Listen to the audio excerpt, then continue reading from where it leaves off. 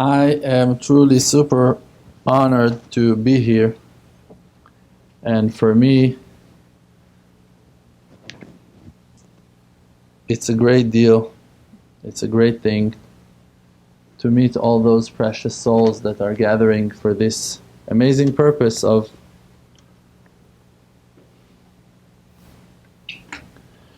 coming back to the sources, to the real true source, to the real beginning, to the ancient root of our soul, to the purpose of our existence. People that are seeking for the truth, people that are recovering from years of spiritual death, spiritual plagues, spiritual darkness, and finding their way in the dark with no guidings, with no support, with no friends, with no community, with no teachers, carving their ways with their own fingernails, barefoot, in the hardest weathers, in the hardest landscapes, looking for a spring of wisdom, of drop of truth, to bring back life to their engines, to their hearts.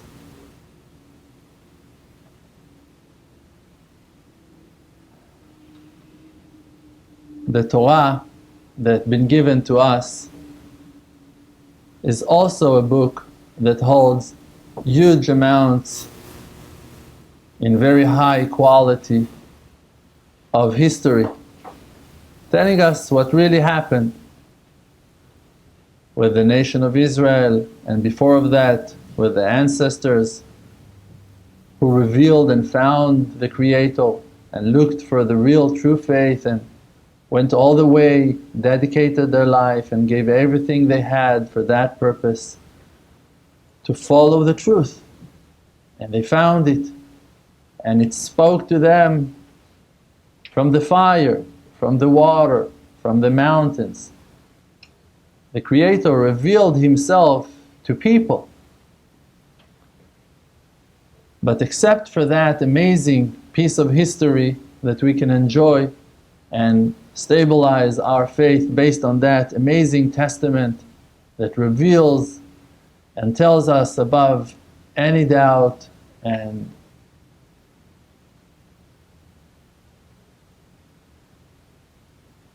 except for that, there is something spiritual in the Bible.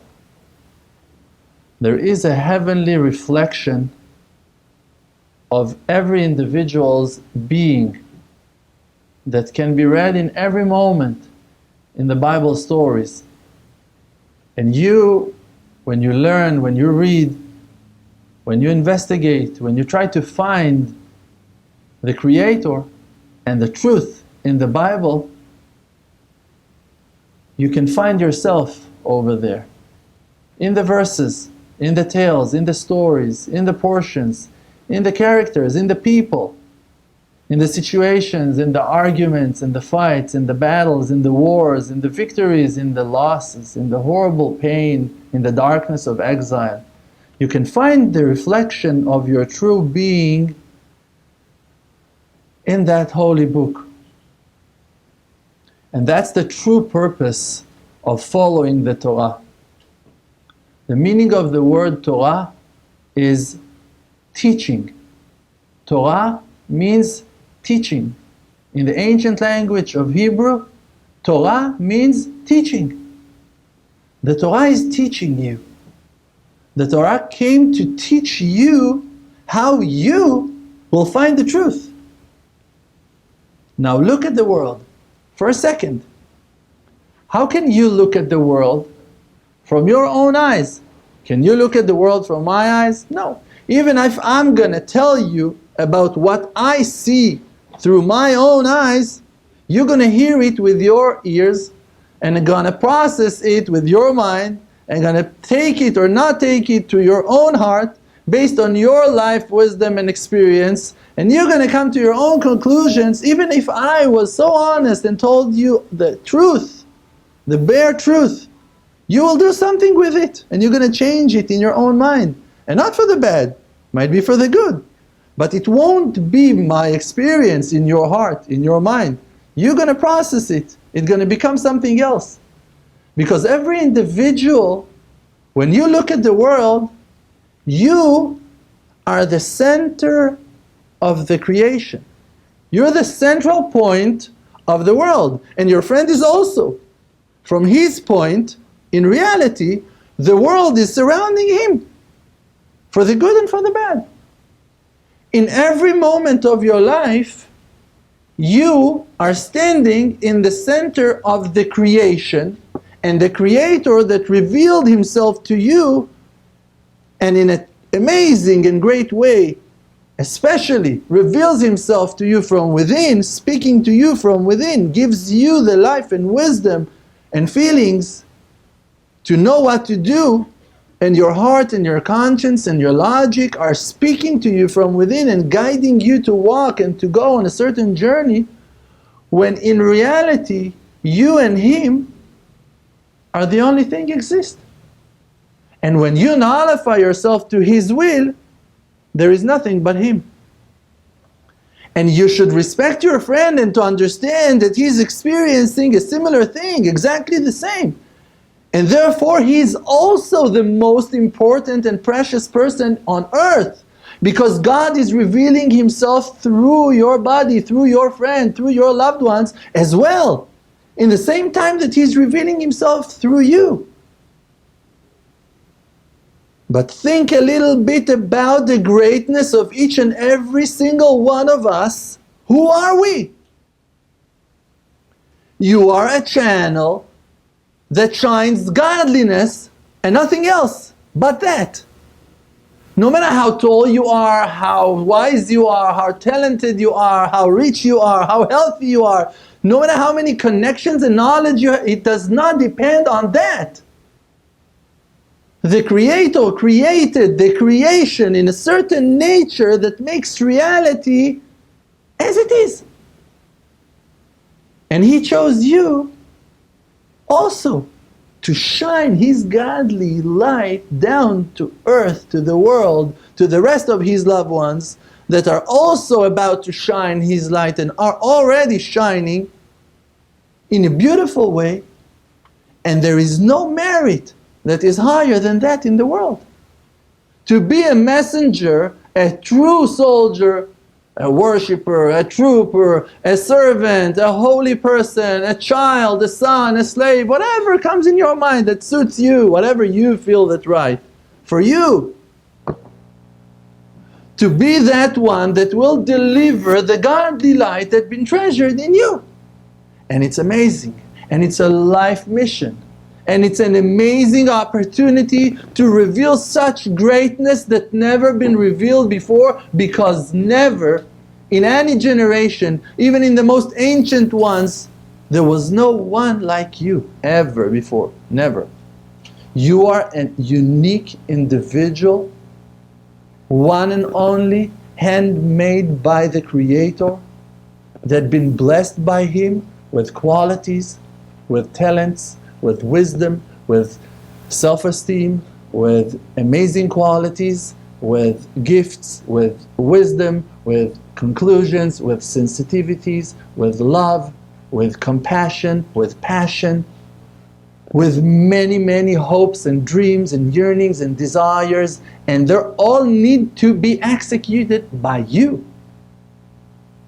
When the redemption will come, when the holy face of heaven will be revealed to us completely, something so huge will happen that all our prayers will be answered in that time.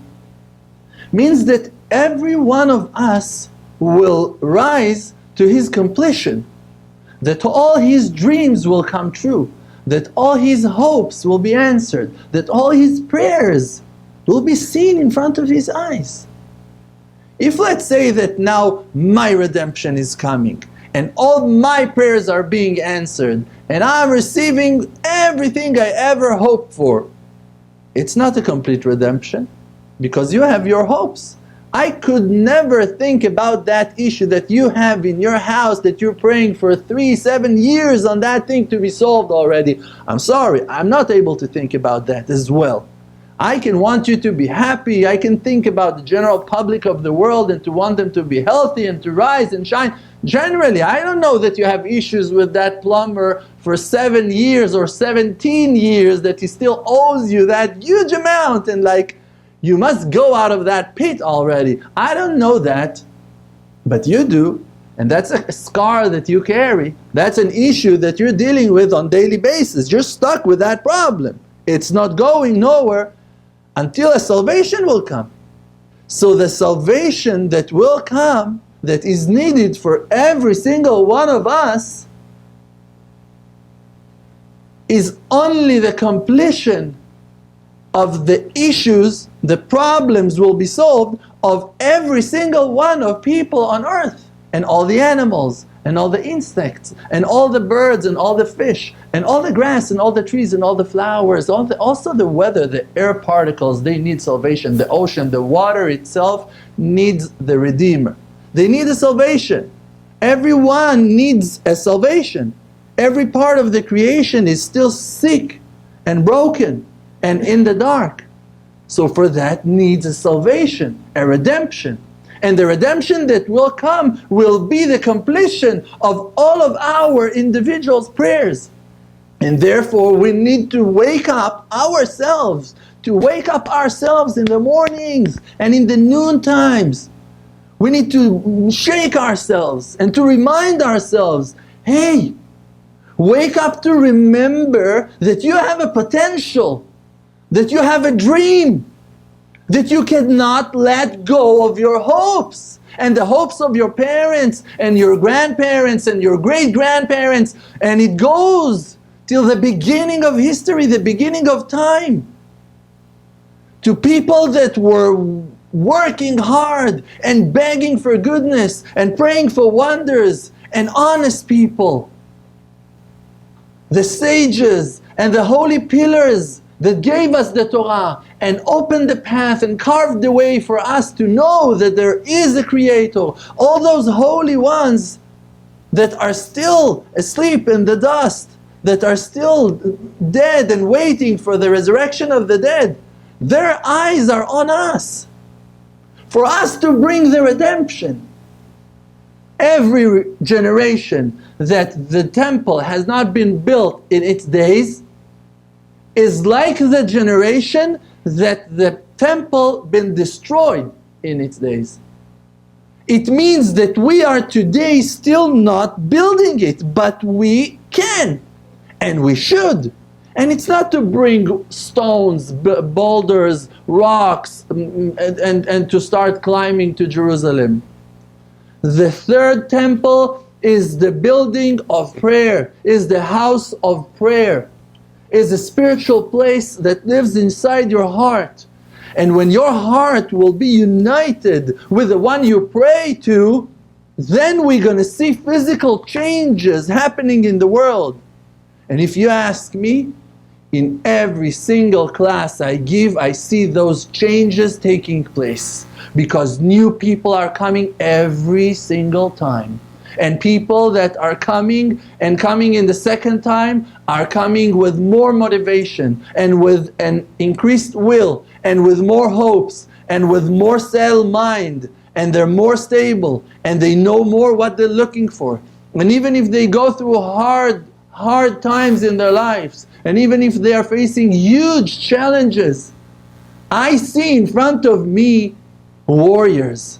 I see people that does not understand the meaning of despair. That's what I see. I tell you the truth. I have thousands of students that I'm not better than them. I see that in your eyes. I see that in their eyes. I see that in their messages. People are saying the truth. People are looking for the truth. People are looking for the hard truth and they're willing to deal with it. People are investigating. People are seeking for it. And when I'm asking myself, why in the world they're doing that? Why? What do you have to look and search for those things? What in the world bring you to search for the Creator? Me, I know myself. I'm nuts. I'm crazy. I have a problem. I know that from very early age. I'm a lunatic. In reality, I'm crazy. I'm mad. I don't know what I'm doing. I can't stop. I have that inner urge that is pushing me and kicking me out of bed. I don't know how not to. I don't know how not to. How can I lie to myself in those things that are so important? Like when you hear the truth, okay, you don't investigate. Okay, you're too lazy, but like someone is coming and tells you the truth. The hardcore truth tells you like, listen, there is a Creator. From the moment I heard there is a Creator, my life would never be the same. That day changed my life. I had one day, specific day, that shift my life to another dimension. Like since that moment, something happened to me. I mentioned it few times already in my classes. One time I was talking to a friend when I was a soldier in the IDF, thankful, very happy to have that merit, was a soldier serving the army. And when I was there, in one of the conversations with one of the believers, one of people that were religious, me, I was not a believer, I didn't have faith, I had maybe some sparks in me. Probably. I was not religious, I was not observant, I did not believe in God. I was too busy for those nonsense. Excuse my French. In reality, I was not into spirituality, I was not looking for Hashem. I couldn't care less about those things. But that person came to me and told me, listen, the Bible and this and that, and you should think about it, and maybe it exists, and maybe really it happened, and maybe really, like he started talking with me and he gave me something to think of. And I took his word seriously. And while I was walking in one of those days, with those thoughts of our deep conversations about God, I'm thinking about something that unfortunately, but maybe it's not so important, but unfortunately I don't remember what was that specific thought was, but I was thinking about something that we were just talking about. I'm wondering about it while I'm walking, and suddenly a question came to my mind, and a person is coming toward me, and he just simply answering my question. Like I'm going with a question in my mind, and that person is coming to me and he answers my question. And I'm looking at him, and like it was 22 years ago, it was before all those crazy movies of today. Like today, like you see that in the movies all the time. But when I was a child, the TV was still black and white. So like I have some gray hairs. Rod reminded, thank you Rod, thank you for reminding me of my gray hairs, thank you. It's not enough to deal with my bald every morning, I need to also like, for you can have it. It's easy for you to say. Yeah, exactly. Back then, that option of someone answering my thoughts was not exist in my mind. It was not in my wildest imagination that it can happen. And since that moment that I pay attention and I said to myself like, whoa, something weird happened here, more and more things like that started to happen on daily basis in my life, and it is still happening until now, and it's not stopping. And not only that it's not stopping in my life, the Creator gave me tools and abilities to wake up and to shine that deep understanding into the heart of others, that they're paying attention to that amazing supervision on their own lives as well because of my talkings, because of my conversations. And this is the most amazing thing in the world that happens. I think we have an issue with the mic over there.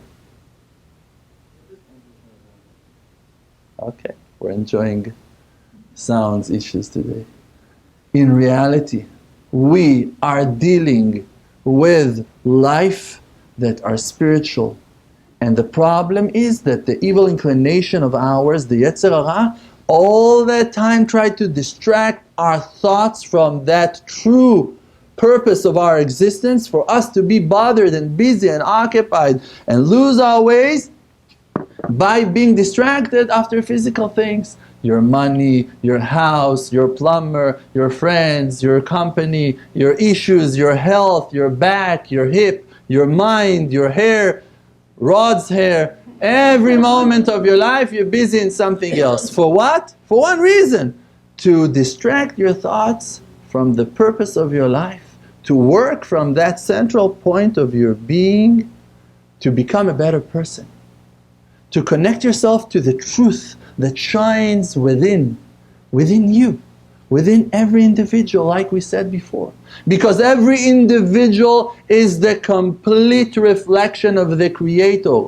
You don't need to be different for the Creator to shine through you. In reality, look at the nature of the creation that you live in. You are the center of the world. It doesn't mean that you need to be self-centered. It doesn't mean that people need to serve you or help you. It means that you need to be there for others, maybe. It's better for you to understand that you are a central point, a source of power, and endless spring of opportunities to give and to love and to care and to support and to organize and to assist and to share and to hold and to support in all ways. You can become that one that you desire. You can take as much responsibility as you want. But you need first of all to understand the quality of your soul, to understand the purpose of your body. A person can walk on earth and hating himself and blaming himself. I have a friend, a student that lives in Europe, that he hates his existence. And I'm asking him why? Because he's not accepted as a Jew.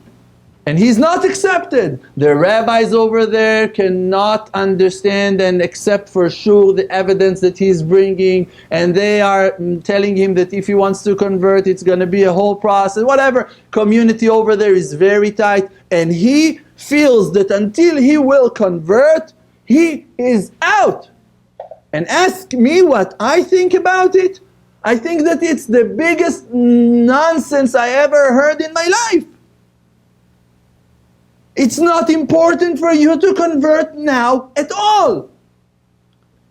If it would be the purpose of your life, you would be in it. You would flow into it. It would happen to you. If you see that something else is going on with you, now you're going to say, no, those are obstacles. If you wouldn't be in such a low level of sadness and despair, if I would see a warrior, if I would see someone that is motivated, someone that is pushing, someone that is crossing lands to achieve his goal, okay, I would say, go for it. I see you have passion. Now your heart is a flame of fire. But if it kills you, if it destroys you, if it drains out the power and happiness and joy from life, your passion, your smiles away from you, so listen, something is wrong in your mission. You're heading the wrong direction. You think that you're not worthy because you're not Jewish, or because people are saying that you're not Jewish? And let's say that you're not Jewish. Do you know that all the tribe of Asher are not Jewish? Do you know that all the tribe of Dan are not Jewish? Do you know that all the tribe of Zvulun, of Issachar, of Naphtali, do you know that all the 10 tribes, and we're talking about hundreds of millions of people, are not Jewish? Do you know that? Do you know that you might be one of the children of Yosef? Do you know that you can be a child of Ephraim? Do you know that you can be a child of Menashe? Do you understand how great you are by being only the son of Menashe or Ephraim? Can you realize how important you are? Now me, I'm a Jew. What does it make me? Does it make me better than you? If Jew is called a Jew because he's the son of Yehuda, and Yehuda was the brother of Asher, so if I'm not respecting my uncle and my cousins, so who am I? A piece of garbage. If I don't have respect to my siblings, to my uncles and my cousins, so who am I? A piece of trash. If a Jewish person is not able to recognize his siblings around him in the nations, blend in the world, with different color of faces, with different accents, with different customs, with different cultures, with different history because of an exile that took place 3,000 years ago. What do you want? You want those ones not to be accepted today because that 3,000 years ago their ancestors sinned? Who are you, the devil? Those are your siblings that are calling for help. Those are the lost souls that are screaming from the depths of exile, of darkness. Not to accept them, it's to cut your own hand. It's to cut all your, like 80% of your body. It's to shoot yourself in the head. You want to go and praise yourself. Oh, you don't know. Today I finished Shas. Today I learned the Gemara. Today I did this. Today I did that. I'm amazing. I'm a scholar. I'm learning. I'm Jewish. I'm a Chassid. I'm Litvish. I'm this. I'm Ashkenazi. I'm Sfaradi. I'm waking up Chatzot. I'm doing this. I'm doing that. Listen. Okay, fantastic, very impressive. You wake up Chatzot, middle of the night. You go to the mikveh. You put your tefillin, Rashi and Rabbeinu Tam. You do such amazing things. Really, 7 hours a day you're learning. Fantastic. But listen. 10 out of 12 of your brothers didn't came back home from the war. And they're still hidden and being held behind the enemy lines over there, and their parents are worried, and they are your parents as well, and you on daily basis coming and telling your parents how great you do in school. Are you nuts? Are you out of your mind? The mission is to cross the border and to bring them back home. And if it took thousands of years for us to wake up for that amazing moment, and because of those thousands of years, they themselves don't even remember who they are, because we're talking about the great-great-great-grandchildren of those people who went to the war 3,000 years ago, and they can think today that they are Christians, and they can think today that they are Buddhists, and they can think that they are Muslim, and they can think that they don't have faith at all, and that they are like free people, modern people, high-tech people, business people, nonsense people. They just don't recognize the amazing quality of their soul. And you know why Jewish people can't recognize you guys? I'll tell you why. Because they don't recognize their own soul. When you find your soul, you can see the similarity of that passion that lives inside of you in your brothers. And then he's a brother of yours. She's a sister of yours, with no connection to her Caucasian, to her family, to her community, to her language. Who cares? It's my cousin. And if I don't recognize that in him, in them, so I'm lost. And for that we need to wake up our own selves to understand there is a war outside. And we need to remind ourselves for the fact that we are warriors, that we are soldiers. And everyone should take the weapon of prayer and weapon of qualities and talents and abilities and sources he has, and to invest it into the fight, to redeem those ones who are in prison, to save those ones who are captive, those that are behind, those that are terrified, those that from the fear and trauma forgot their identity already. Like Holocaust survivors that came out of the camp and soldiers asked them, "What's your name?" And he said, "I don't know." "Okay, where do you came from? What country you came from?" "I don't remember. I don't know." Brothers, sisters, you have blank. The trauma makes the person sick. The trauma makes the person weak. His mind became blank. He don't know who he is. He was lost. What are you asking me? She was 5 years old when she ran from the Nazis. There was a huge fire. They ran to the forest. She lost everything. She was facing reality of hunger and pain and fear, anxieties. She was chased by people.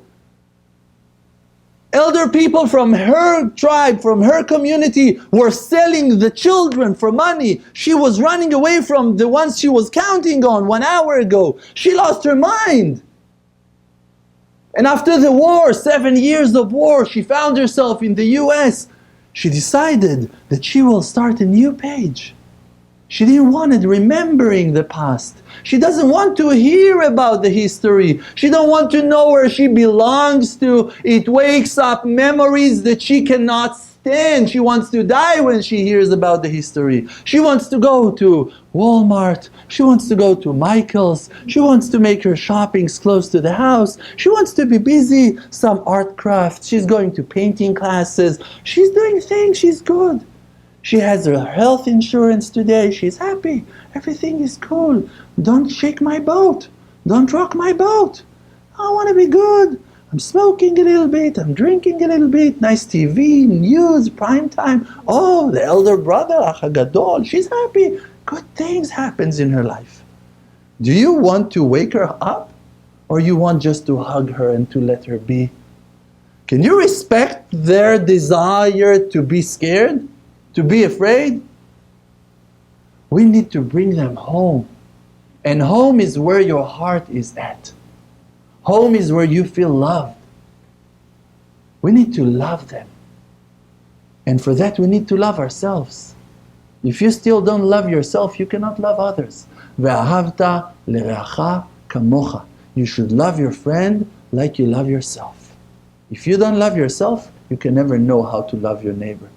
There's no way in the world you're going to know how to love your neighbor when you hate yourself. When you blame yourself for the color of your skin. Excuse me. For the accent of yours. For the shape of your eyebrows. For your eyelashes. For the number of your shoes. For the community that you belong to. For the way you dress. For the way you talk. For the fact you don't remember.